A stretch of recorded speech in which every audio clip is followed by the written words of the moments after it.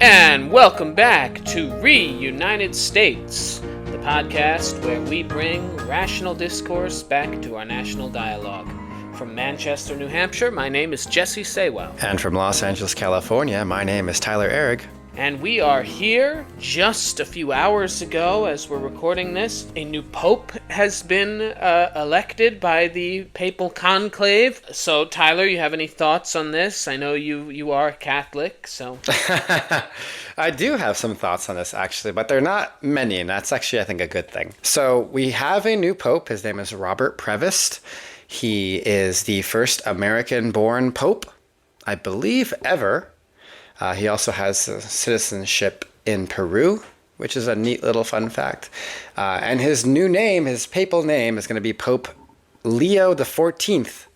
I didn't hear his name talked much about prior to the election. I had to look him up when I saw his name drop.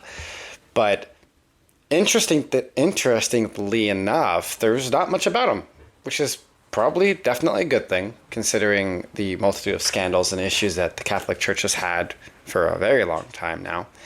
But, he is relatively progressive as one could be, in the Catholic Church, and a high-ranking member of the Catholic Church, which is a good thing, I guess, at least in my opinion, is a good thing. It seems like somebody who would carry on the legacy that Pope Francis had started. Again, this is a great option considering how many options or how many candidates there were that were extremely conservative, like classically church conservative, ones that had less than fortunate views on gay marriage, on sexuality, gender, things like that. And so I'm grateful it's none of them. I am definitely grateful we are not going back to somebody who is going to denounce the blessings of, gay individuals who are married, and things of that nature. So I'm happy. I'm happy about him. He had a hilarious spat with J.D. Vance recently. J.D. Vance had shared something on X in which he said that Jesus taught that one should rank their love, in which they should love their family first. And then after their family, they can love their neighbor. And then after their neighbor, they can love their community, so on and so forth. And this guy, then Robert Prevost, had replied to him sharing an article that effectively denounces this idea. And he told J.D. Vance, "You're wrong. Jesus taught people to love everyone equally, no matter who you are or what your relationship to that person is." So I find that particularly hilarious and awesome.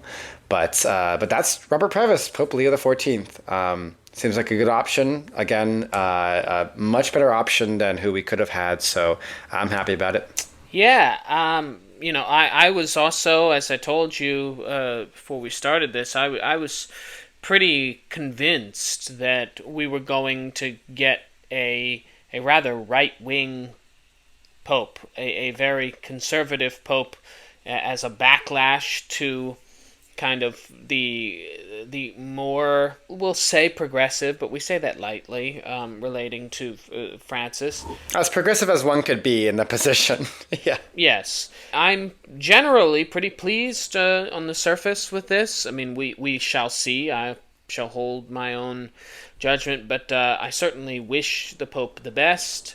Cautiously optimistic about the future of the church and the direction in which he might lead it. So, as you said, not much to say on that right now. I think it's feels like a pretty generally safe choice, and that's probably what they needed at this point in time. He is younger, though. That is interesting. He is 69, which is younger than most of the recent popes, so he could be in the position for quite a while. So this could be a pretty significant choice for the next generation or multiple generations even potentially. So I told them to pick an American pope. I meant me, but apparently they weren't listening. They only heard American. I don't understand. Yeah, if speaking of which, if you missed it, the President of the United States official White House Twitter page put out an AI generated image of Donald Trump as the Pope that ruffled some feathers with Catholics. He insists that they think it's funny. That's not been the reaction that I have seen thus far. I think his exact words were, They can't take a joke. Yeah. I don't know what these. You're only talking about the progressive Catholics. Yeah. it's ridiculous. What a strange thing. Anyway, this is the world we live in. That same day, he also, well, we should say someone, I don't think it was him, on the White House Twitter page put out It was Caroline Levitt.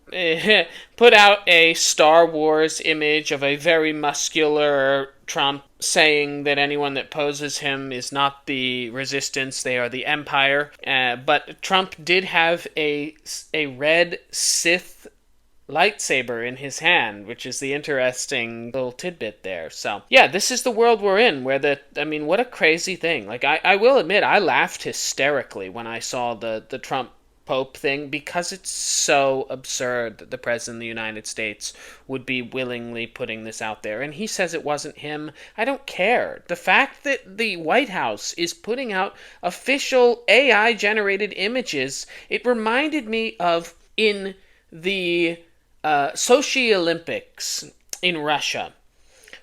In all of the housing for the athletes, there were pictures of Putin everywhere, and he was shirtless, like riding a bear and shit like that.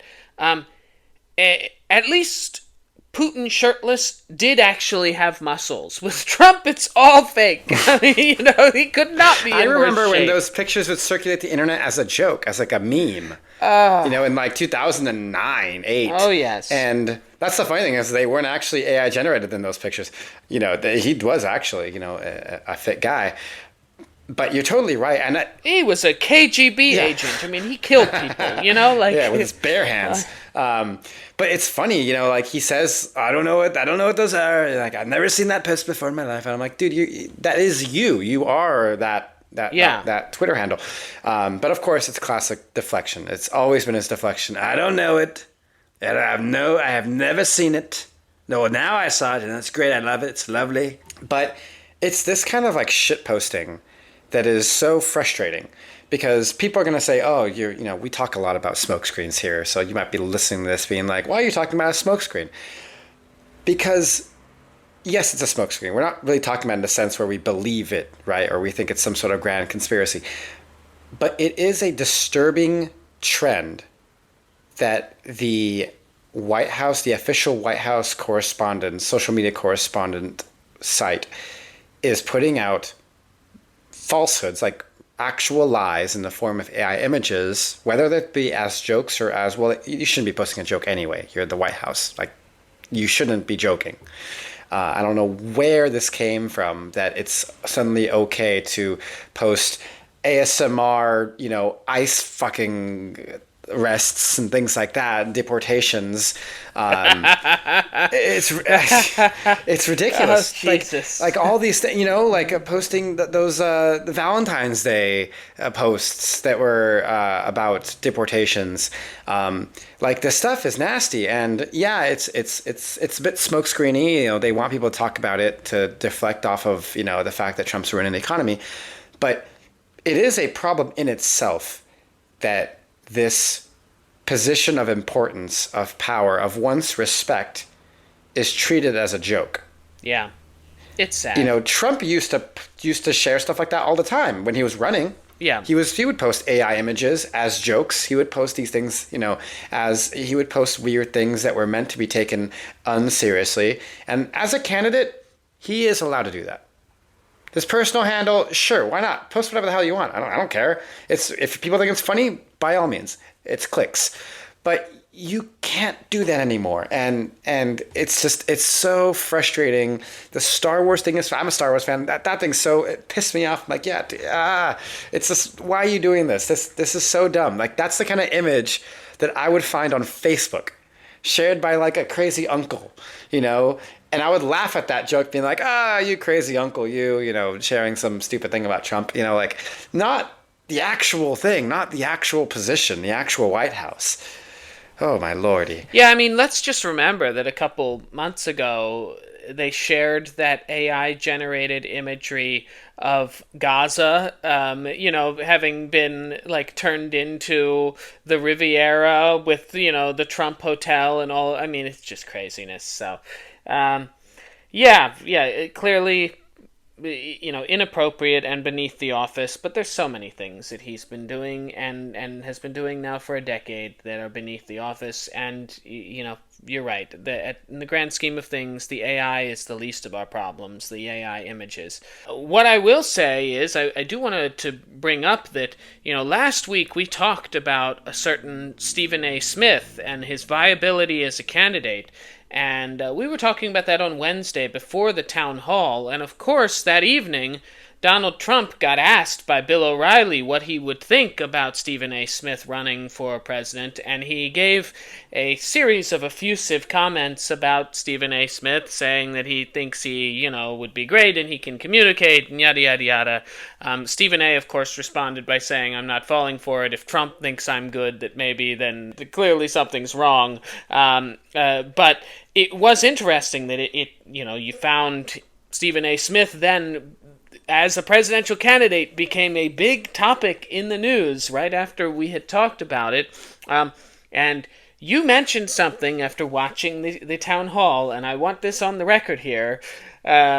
You mentioned something about Stephen A. Do you want to share your thoughts, having familiarized yourself now with him in the aftermath of our discussion and watching that town hall? After that town hall, I texted you, and I will quote this. This is exactly what I texted you. I said, "Not gonna lie, I really like Stephen A. on this town hall," referring to his ability to speak, which is exceptional. I will admit that. And I quote, "While I retain my concern over unqualified candidates, I will not deny he is very smart and speaks very well on very important issues." Then you said, "We are in agreement," and I said, "Grumble, grumble." I do remember the grumble, grumble, yes. No. And you know what? I will defend that. I was very surprised. I was shocked even at just how well he was able to communicate those issues. I'm a sports guy, but I'm not specific sports guy in the U.S., nor do I watch cable, so even if I was a sports guy, I probably wouldn't really know much about him. But so this is really one of the first experiences I've had long form with Stephen A. and his speaking ability. And yeah, I will say, as someone who was obviously very passionate about social justice issues, about issues concerning minority groups in America, damn, like he's very moving. His words and his ability to speak was very, very moving.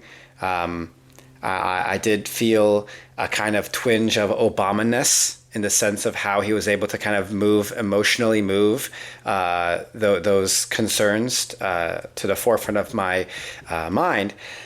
And yeah, again, like, that doesn't mean that I think he all of a sudden has the smarts to, write effective policy and stuff. But again, that's only part of the job.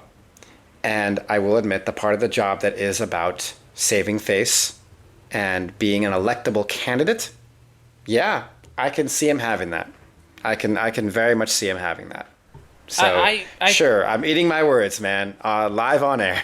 I'll take it. I was fascinated because he went on State of the Union with Jake Tapper, and Jake Tapper asked him, what would you say to people who would say that you're unqualified for the position? And he said they are absolutely right. He said, I am unqualified for the position.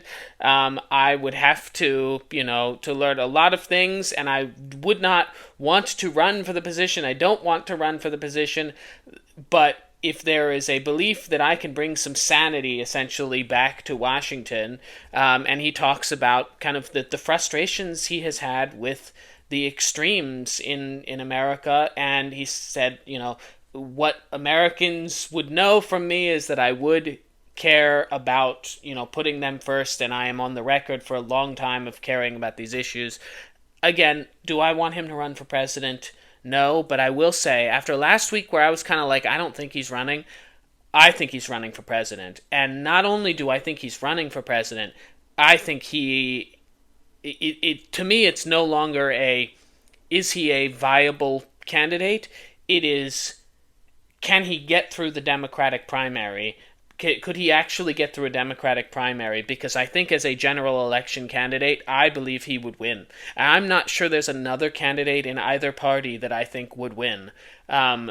Maybe Michelle Obama is the only comparable that I can think of, and she never is going to run. But I'm trying to think of people that could potentially run and win with a significant majority, and I see him as being maybe the most electable in a general election candidate in America. What that says about America is, that's another thing entirely.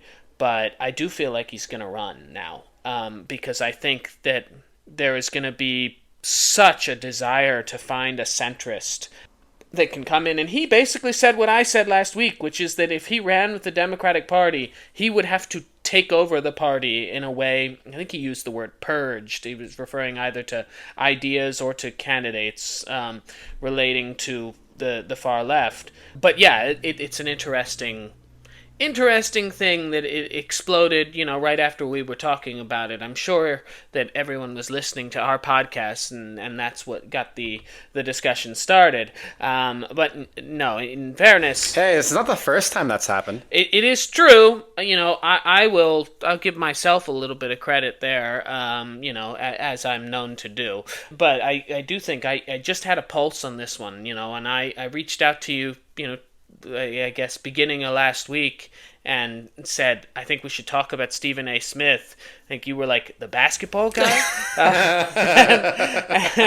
And I was like, nah, man, this is a legitimate story. I think this is going to be a big deal. And this one I was right about. I've been wrong about plenty of things, but this one I feel like there is momentum, and there's a legitimate possibility that he has a future in politics, and that town hall was, as you said, was impressive, the way that he engaged with the various people. Yeah, I felt like it was like he was angry, but not like angry, like he was just passionate, and that was very genuine.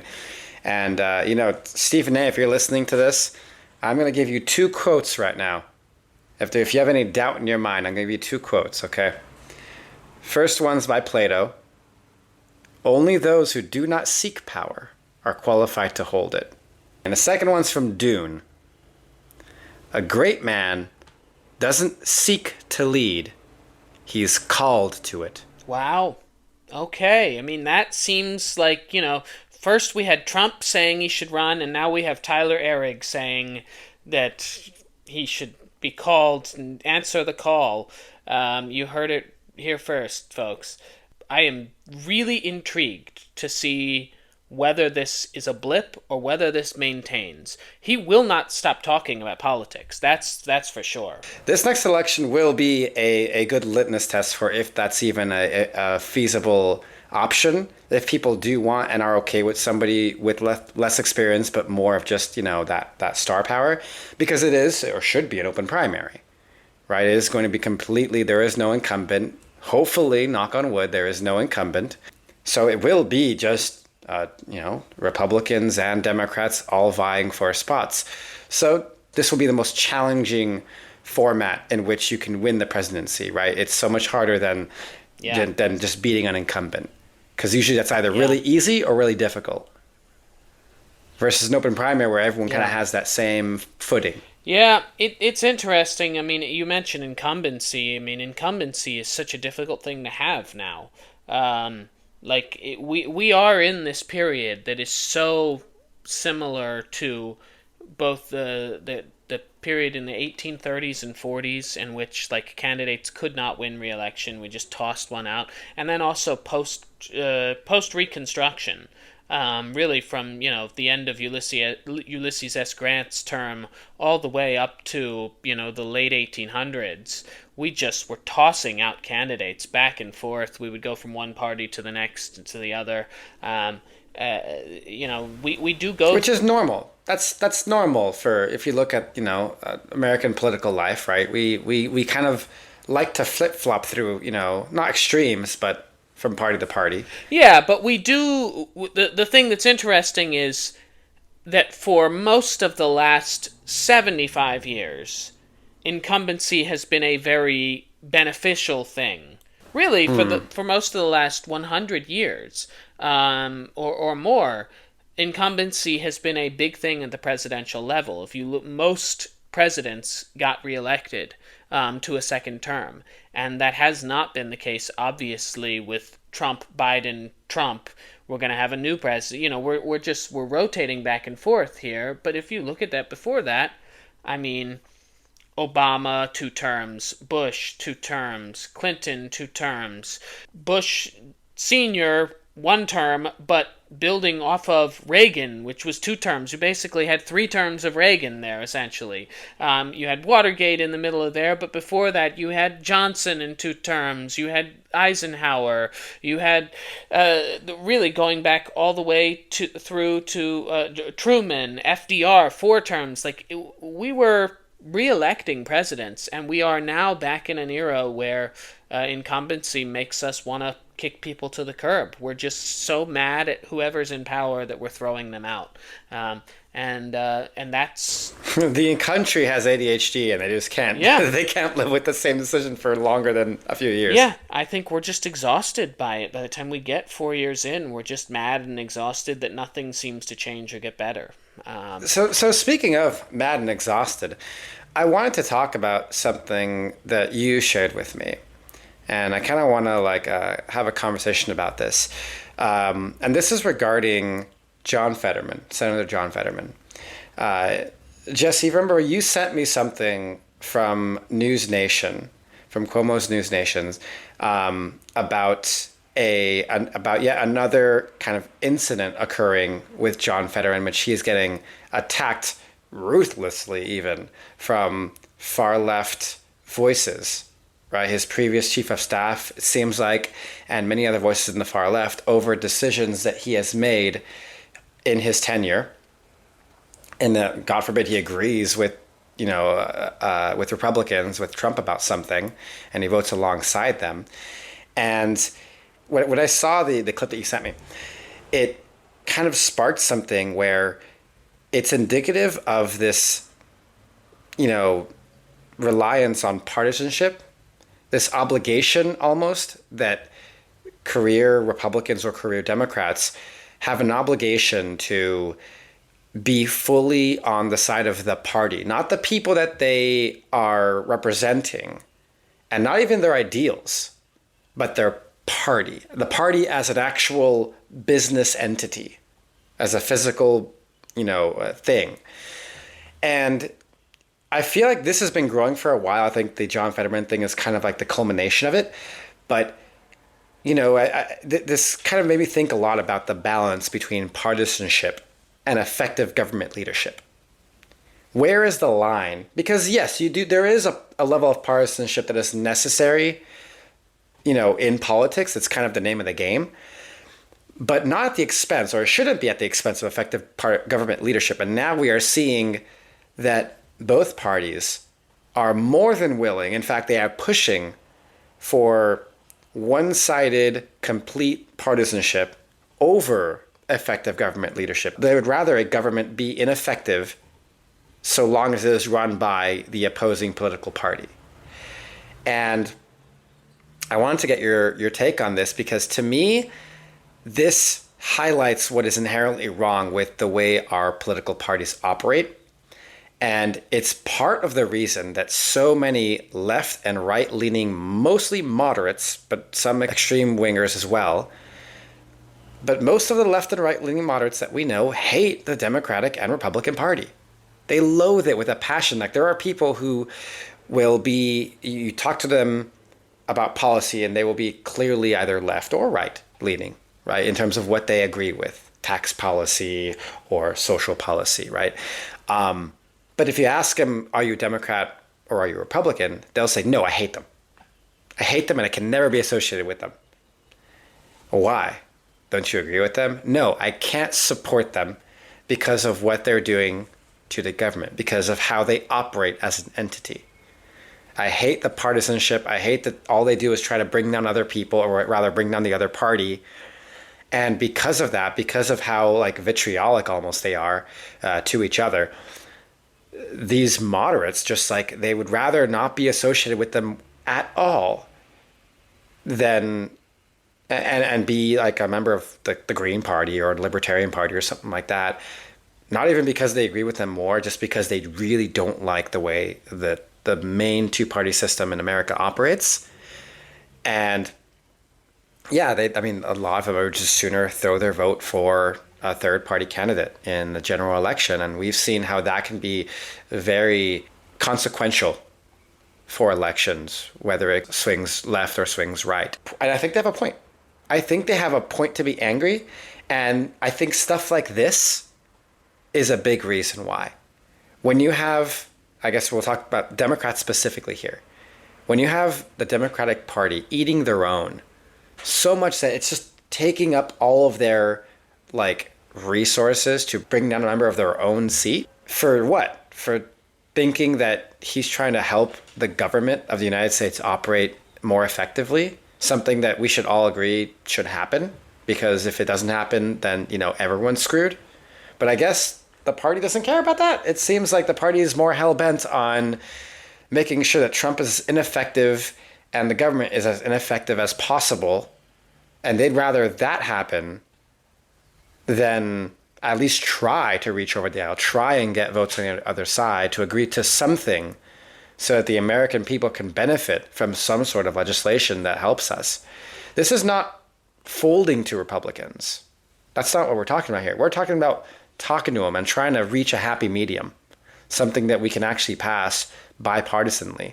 But no, apparently when a Democratic lawmaker wants to do that, they're labeled as being off their meds, as being crazy, as being unhealthy. Like, this is kind of bonkers to me. And I'm not gonna, I mean, it frustrates me too. I mean, I'm still a Democrat, but it does frustrate me. And it makes it very understandable why so many people are trying to leave the party, because they see this happening. They see this just constant, like, you know, purity testing of their own people, because and ensuring that they have their only the best interests of the party, not of the people, but of the party at the front of their mind. And yeah, I mean, that is frustrating. And, you know, it is something that I think we need to address as a party if we want to actually be a winner. If we actually want to win and win elections and be an effective ruling body of the government. Because, I mean, I still want that. Obviously, I believe in those ideals and I still want that to happen. But if you do it this way, you're never going to win. You know, it's just, and it's frustrating because all it is it's politics at the expense of people. So I wanted to get your thoughts on this. What do you think? Wow, I mean, first and foremost, yeah, you're really onto something here. I do want to say that this is not just an issue within the Democratic Party. The Republicans have been eating their own now. Now, I always say that Republicans are better at towing the line in terms of their voters, but there is one thing that they have not been willing to concede on, and that was the 2020 election and fealty to Trump. And anyone that voiced opposition to Donald Trump, whether it was Liz Cheney, Adam Kinzinger, any of those people, they are gone, or they are on their way out the door. And so, and Trump has not been kind to those people. So, and has primaried them, etc. So, like, this is not just an issue on the left. The thing that's frustrating about it on the left is that, in theory, we should know better, right? Like, and I think this is one of the things that has driven me absolutely up a wall, and I've talked about it on this podcast before. I mentioned John Fetterman several months ago, Joy Reid, the former MSNBC host of The Readout, who, again, I like Joy Reid. I like her. She posted something on her Instagram that is still up to this day that was incorrect. It was factually false about John Fetterman and accusing him of basically being a Republican. And it was false. It was a wildly misleading false statement that was proven false. And she never took it down. And this is a frustrating thing for me. John Fetterman is not a Republican. And the concern and what Chris Cuomo has put out there, and as have many in recent days, is that this hit job by his former chief of staff, which should be taken seriously, basically the person says that he's not taking his meds, that he is that he eats incredibly unhealthy, and None of which can be corroborated, by the way. Like, these are effectively just smear statements. it's also just why. And the reason why he says he put it out there is because he cares about him and he wants him to get the help he needs. No, if you cared about him and wanted him to get the help he needs, you would reach out to him directly, bro. You don't put it out there in the public and put a smear campaign out there. What this is, very clearly to me, is a hit job on a senator that has decided to represent his state, which is a very moderate, not progressive state. Pennsylvania is a moderate state. That's a moderate seat. And he hasn't been this insane moderate, by the way. Like, people are mad because, he had identified as a progressive at one point in time. But he still voted with Joe Biden over 90% of the time in the last Congress. He is still voting with Democrats regularly and routinely. Just because he voted in some of Trump's nominees, that he has actually kept government moving. The man in the most recent Congress, among Democrats, freshman Democratic senators, had 2 bills become a law. That's pretty impressive for a freshman senator, I should say. He actually cares about governing. And he's trying to govern in a way that is, in some capacity, bipartisan. It doesn't, they're mad that he went and he met with Trump at Mar-a-Lago. You know what? He did. He has said he doesn't like Trump, wouldn't support him, but he met with the guy because the guy was the president of the United States, and we have to engage with the president of the United States. What choice do we have? At a certain point in time, this idea of anytime we're talking with anyone, we're platforming, and we should not platform anyone who has an opinion, that hasn't worked. It's very clear that failed. You lost. And so Democrats have to pull their head out of their ass at some point in time and acknowledge that there are a lot of Republicans in this country, there are a lot of MAGA people, and they're not just going to drop dead and disappear. And you shouldn't be wishing for them to just drop dead and disappear. We need to find a way to communicate and coexist. It seems clear to me that this piece was designed to undermine the viability of this candidate running for re-election. I mean, they are talking about, he's been very upfront about the fact that he battled depression. He's been very upfront with the fact that he had a stroke in the campaign. He was elected to the office even though he had a rough debate after having a stroke. Do I think he could be a jerk? Do I think he could be, not the nicest guy? I don't know. Probably. Maybe there's a lot of jerks. You know who I wouldn't want to work for? Bernie Sanders. I wouldn't want to work for Bernie Sanders. I wouldn't want to work for Amy Klobuchar. She's apparently not especially nice to her staff. There's a lot of people. That doesn't mean that I don't want them representing their states if they are good public servants. This idea that somehow, Fetterman should have to resign, and all of this just feels so planted, and it's so short-sighted. This guy is doing what most Americans, if you look at the numbers, most Americans want some semblance of bipartisan support. We want to stop the hatred. But the parties are dragging us further and further apart from each other, and making it impossible for us to engage with one another. And that's not helpful. And when we talk about reunited states, that's the opposite of what we're talking about here.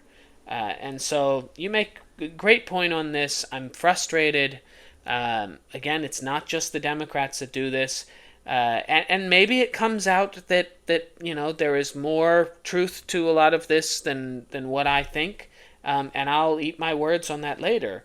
But the reality is, it does seem shady anytime a former chief of staff is the one person willing to go on the record to say some really shady things and some of them, like we said, are just like, you're criticizing his diet. Like, come on. Like, what are we talking about? That's why when I, hear the story, like, and you think like, what about this could be true, and what's the consequence of any of this being true? Well, so what we have is his voting record. Public information. We know how he votes. We know that he met with Trump. We know all these things. And we are okay with that. That is okay. That is the part that's true that we can still defend as not something that is worth being criticized and demonized about. Whether the stuff that is being claimed, the alleged things, are true, his diet, God, who cares? His medication, I hope he takes his medication, all these things, like, it's irrelevant whether it's true or not. But what I do see is a party infrastructure, and again, like you said, not just Democrats, also Republicans, party infrastructure that is self-imploding because their interests are wholly selfish. Or it seems like their interests are wholly selfish in the sense where they only want what is best for not the people, but their party and their survival of the entity of the party, the business of the party. And that sucks. It just plain and simply, that sucks. And maybe it sounds like, I feel like I'm sounding like the people that I know that are moderates who are like, I'm not a Democrat anymore because I hate the party. No, I'm still a Democrat because, kind of scared of what happens if I'm not. In terms of like, who wins elections if I don't vote Democrat. But again, that is also mostly like a policy-driven, a decision. It's still to be said that this is not going to bode well for either party if they continue this sort of decision making, and these kind of hit jobs. Yeah. And what people are mostly angry with him about. It's not Trump. It's not, the issue that they're mostly angry over. It's Israel-Gaza. He has been very fervently in defense of Israel, and I don't fully agree with him on this. You and I, again, have been very critical of the behavior of the IDF and Israel throughout this. I'm not in favor of just dropping bombs on people constantly and killing children and women. I'm not in favor of that. But I am, again, in favor of his right to his belief on this. I will disagree with him on it politically in various ways. But I don't think that these active hit jobs relating to this one single issue that upsets people is a fair. I just don't think that it's a fair thing to base your entire ideology around and in opposition. There are plenty of people who are pro-Israel, and we can have discussions and debates with them in a civil manner going forward. I understand that what we're talking about is life and death. Yelling at them and telling them that they're horrible people and that they are, that they are genocide enablers, that is not productive. That hasn't been working. I assure you it hasn't been working, and the only thing it's done so far in the country is get Donald Trump elected. Help get Donald Trump elected, and I can assure you the lives of the people in Palestine are not better now, in Gaza are not better now than they were. They are much worse. It's terrible. And the other thing in conjunction with that, to anyone who may disagree and believe, that there's that level of protest and, vitriol is necessary, think about this as well. The effect that language like that has on anti-Semitism, for one, on people who have nothing to do with this, but may align themselves with a country out of heritage, out of culture, and only that.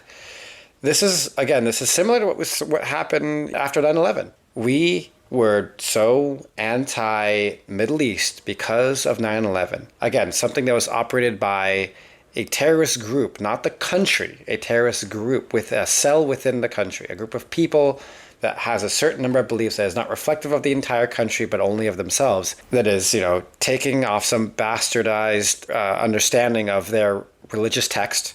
That caused so much anti-Muslim hate in this country, hate towards people who have nothing to do with the events that took place, but merely share a religion or a cultural heritage to them. That's the dangerous effect of that vitriolic kind of hate towards people. Like, yeah, you might be talking about how much you hate Bibi Netanyahu. Sure, that's fine. But again, come on, that's also not what you're saying when you're on the grounds of those universities. Like, you're saying Israel, and that is dangerous language, and you have to have responsibility when you say things like that can result in real life harm to random Jewish people. Like, that has happened and that will happen, and you have to be careful of that. There is a real life effect on random people that don't deserve those effects that will be receiving them. Again, not unlike 9/11. Great point. So, Great point. Want to move on to things we can all agree on? Things we should all agree on. Oh, I'm sorry. Yes, we are moving on to things we should all agree on. All right. You want to go first, my friend? Yeah, I'll go first. Please. And it's related to something that we talked about earlier. It's actually related to the town hall that I ate my words over. Okay. But a different part of the town hall that I want to talk about, I think is kind of interesting. And something that stuck with me for quite a long time, surprising amount of time after that town hall. Now, James Carville was on that panel, all right, and he definitely had a lot to say throughout that town hall. But one thing in particular, he made one particular statement that I felt was very salient and stuck with me. Made me laugh quite a lot, but it did stick with me afterwards. This quote was in relation to bringing back manufacturing jobs and in relation to the tariffs and what the tariffs were intended to do, right, by Trump and his administration. Of course, bringing back certain types of jobs, right, manufacturing, things like that. And James Carville said in response, and I quote, "I do not want to live in a country that makes T-shirts," end quote. And for one, it was really funny. But for a second, I was like, that quote goes really hard. Like, that is such a raw thing to say. And I can imagine might ruffle a few feathers here or there, maybe especially on the left or on the right. I don't even know. But, the more I thought about it, the more I agreed with him. I agreed. I was like, yeah, I don't think I do either. And I don't think this country should be one that makes T-shirts, if you're taking that analogy, right? Or really one that continues to do these unskilled labor manufacturing jobs. Because, again, this is my opinion on it, is that we really should stop this fantasy that we are still a country that is composed of mainly these factories and unskilled laborers. Now, that's still a part of it, and there will always be some part of that in the country. But we really should stop with this whole, majority of, people in this country are all like these, like working in these factories and coal mines and all these things. We have outsourced those elements of our economy decades ago. That's the reality. We outsourced all that stuff years and years and years and years ago. That is no longer the bulk of what we do, what we produce as America, as a nation. And you know what? We outsourced it for good reason. It makes no economic sense to keep them here. It makes sense economically to outsource this part of the production process to India, to Vietnam, to China, to Singapore, to all these other countries. Because they'll take those jobs gladly. They'll build their factories, and their own economy will benefit from it. The people who work in those factories benefit from that economic principle, because we're paying them a lot of money to, respective to their own economy, to function in those jobs compared to what it would take for us to do it here. And that also benefits our economy. Big surprise there, right? Because we're saving the money and they are making money. That is how that works. This is one of the fundamental principles of a capitalistic society, and whether you like it or not, it is in fact how the world prospers economically. To put this in more simple terms, right? More like, more close to home terms. Think of a normal American company. You start small. You're 10, 20 employees. And those 10, 20 employees do everything, right? They are producing whatever the product is. They are manning the client service part of the company. They are doing everything. They are doing everything from top to bottom because they can't really afford to do anything else, right? They are a new company. But what happens when that company grows and prospers? What happens when that company goes from a small size company of under 50 to a mid-sized company of, let's say, 100 or 200? What's the first thing I do to save money, to benefit economically? Well, you realize I don't really need to do all of the unskilled stuff here anymore. Why am I paying so much money to keep that here when I can pay a fraction of that for a very similar product output somewhere else? Take it to Colombia, take it to India, take it to anywhere else, right? They'll usually start with something like either, producing the basic components of a product, or if you sell like a virtual product or something like that, it'll probably be like your customer service. That's what, at least in my experience, that's always been the first to go, right? Your call center is going to go out to India, and you can man a call center of like 20 to 30 people for the cost of like 2, 3 American employees. And you can listen to this and you can have your reservations about that for many different social reasons, sure. But the fact of the matter is, economically, it totally makes sense. Economically, it's a no-brainer to do that. And that's how every American company operates. That's how every single one that's ever prospered and made it big, they've always done some degree of this. That's how the economy rewards business. And here, as a result of that, of course, America has grown, and we have now more skilled laborers in our country more than ever before, right? That's what the graph shows, right? People with specializations, people with college degrees, that number has grown exponentially. As the opposite, as folks without college degrees, as folks without specializations has decreased, because those jobs have moved elsewhere. And the jobs that are growing, the jobs that America is prioritizing to maintain the trend of economic growth that we have been having, are those specialized jobs, are the jobs that require college degrees, are white-collar positions that require, a bit more like critical thinking. And when you look at that as a whole, that's exactly what James Carville's saying with that quote. We are no longer a country that makes t-shirts. Our economy demands us to be something greater if we want to continue to prosper. And that is the difficult truth about the nature of the world economy, and one that voters need to understand if they truly want the opportunity for a better, more prosperous nation. This backwards thought that somehow we need to go back to some period of the economy from 50, 60 years ago. No, way more than that. What am I saying? 100, 200 years ago? Like when we had coal mines and stuff?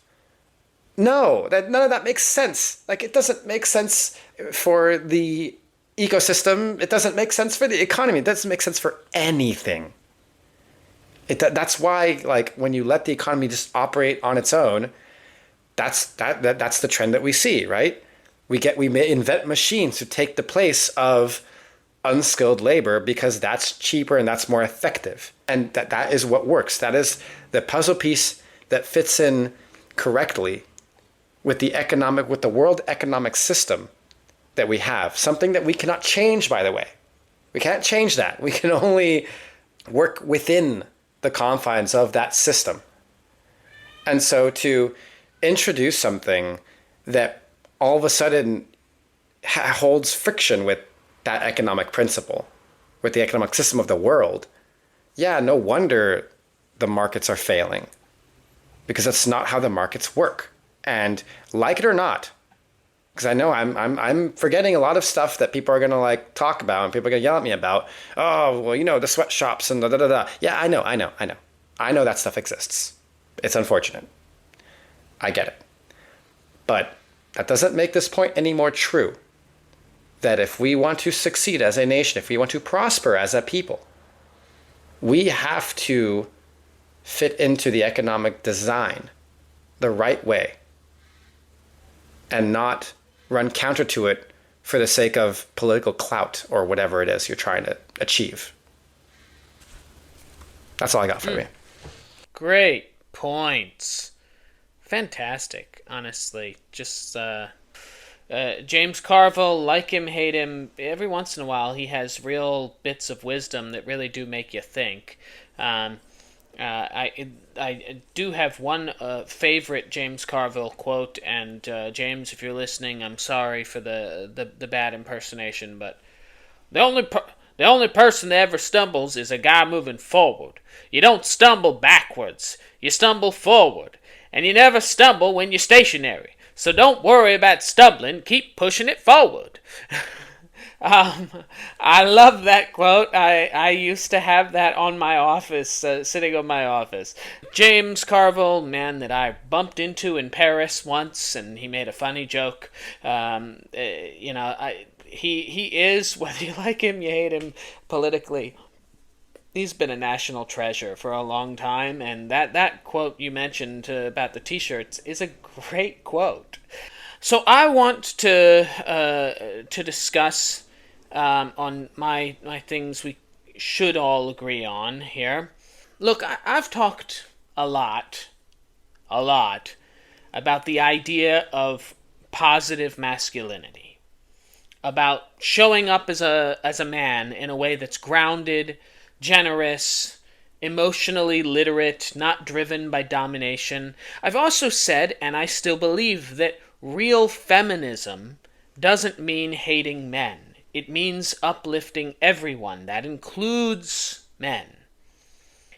But here's the thing. If we as men want that kind of respect, if we expect feminists to stay true to the foundational tenets of their movement, then men, we, have got to start showing up for them too. And not in theory, in action. Because no version of positive masculinity is complete without accountability. And this is especially true when it comes to violence against women. And this isn't abstract. We're not talking hypotheticals. Look around. Chris Brown, Sean Penn, Terrence Howard, Floyd Mayweather, Chad Johnson, Ezekiel Elliott. These are men who have been charged with domestic violence. Those are just men who have been charged, and there's a long list that we could continue on with. And yet, they still return to red carpets. They return to NFL rosters. They make millions of dollars. They're still on our playlists. It's like nothing happened. Now, I hate cancel culture. I do. I fucking hate it. And I think public shaming masquerading as justice is dangerous and often really cruel. But explain to me why so many men who've actually done harm just get reabsorbed into stardom like it never mattered. We gotta do better, guys. Here's the truth. If we want women to be empathetic, if we want women to trust us, we have to be the ones leading the charge in calling this stuff out. We can't keep asking for empathy from people who are afraid of us. And I know there will be those of you out there that'll be like, well, it's not all men. And it's not. I am with you. It's not all men. But it is a lot of women when we talk about women who live with fear. Women who walk home with keys between their knuckles, who check the back seat of their car, who have to weigh every choice, every outfit, every drink, every no, because of what a man might do. That should enrage everyone, not just women. I taught a play this past week called What the Constitution Means to Me. And there's a very specific quote that has resonated with me and spurred this. But the quote from the play is a real statistic. It says, "Since the year 2000, more American women have been killed by their male partners than Americans have died in the War on Terror, including 9/11. That is not the number of women who have been killed by men in this country. That is only the number of women who have been killed by men who supposedly love them." And that hits me really, really hard. That's a lot of people.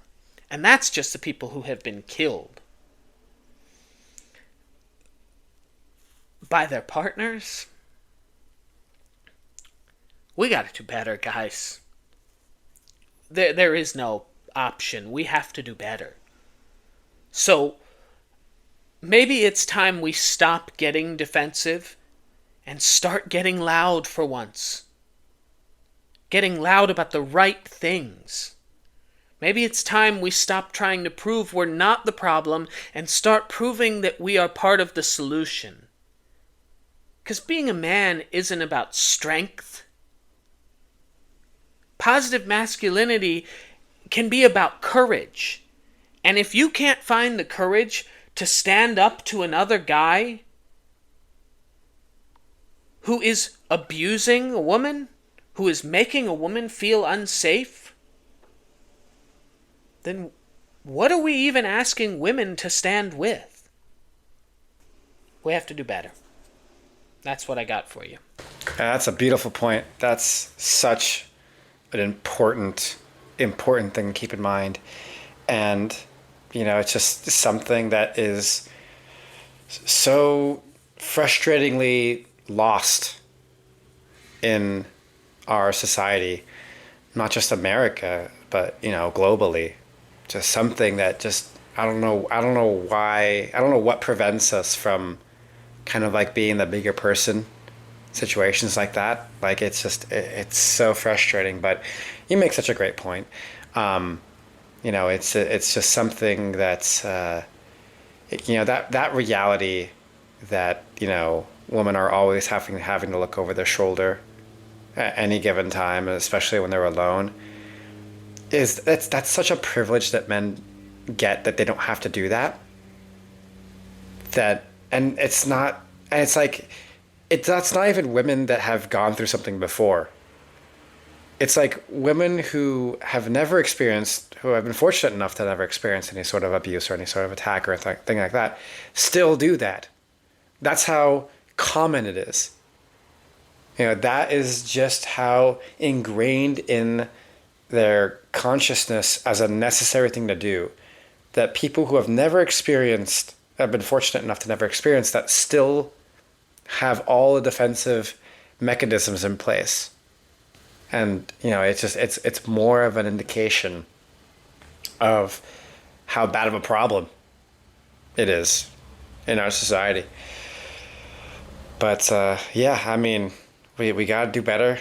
We gotta be the bigger person. But it's just unfortunate that we have people in power, many people in power, convicted rapists in power, that have really, that just kind of emboldens this sort of idea, emboldens the idea that this kind of thing is not something that is really taken seriously. If there's anything that I think a lot of people feared with with the Trump presidency, is that it shows that America doesn't really care about some of the more serious offenses that he's been charged with. And again, it emboldens people to kind of not really take those things as serious, broadly speaking. Yeah. Yeah, and again, men want women to be, and again, I will wholeheartedly condemn the hashtag kill all men people who claim that they're feminists. That's not feminism. Nope, that is not feminism. And men, that's a small portion of feminists, for the record. That's a very tiny portion that gets exacerbated because of social media, and all of a sudden people think that all feminists hate men. That's not true.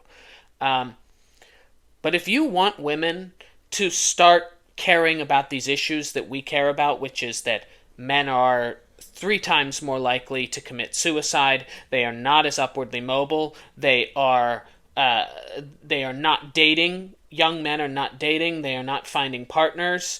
They are increasingly struggling with finding jobs. All of those issues are real in society. That's not, we're not blaming that on women. That is an issue that's existing in society. And if you want women to care about those issues, then they have to feel safe with you. And we're not doing enough. If you're a woman, why would you ever want to help men if you don't feel safe around them? And masculinity should be about making people, especially women, feel safe. And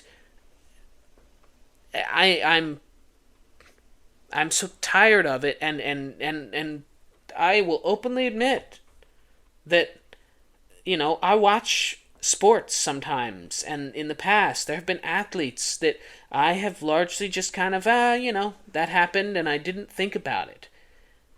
That's not okay anymore, though. We have to start acknowledging that. We have to start, distancing ourselves, boycotting ourselves away from these athletes, and these pop stars and these celebrities who have behaved in this way. That I'm okay with canceling somebody who has abused someone. I'm okay. That's a crime. That we're not talking about language there. Anyone that has, when within reason, that has been, Terrence Howard. Why does Terrence Howard still work? Why does Sean Penn still work? Sean Penn tied a woman to a chair and beat the crap out of her. Why do these people still work? This is not okay. So I've had enough with that. Some of these people, these repeat offenders especially, are the worst. But even, again, it is never okay. It's just never okay. And so we have to do more. And that's what I got for you this week. It's been on my mind.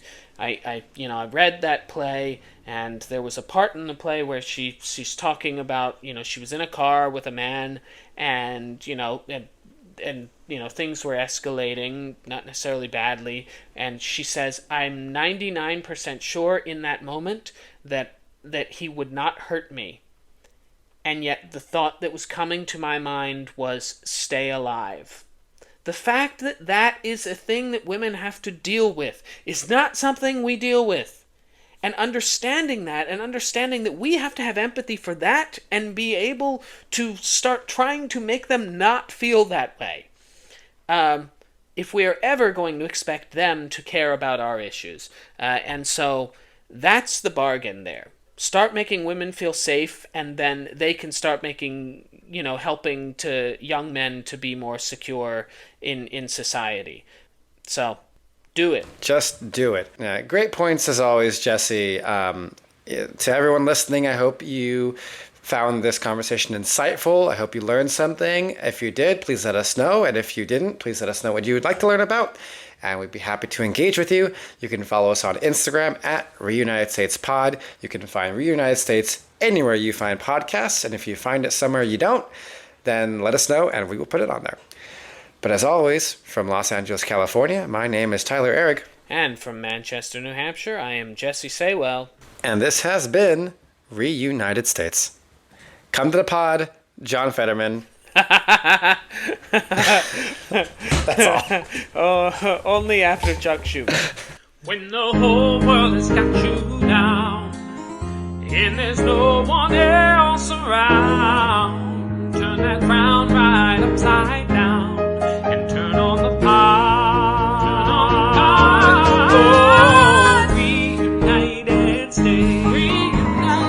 civil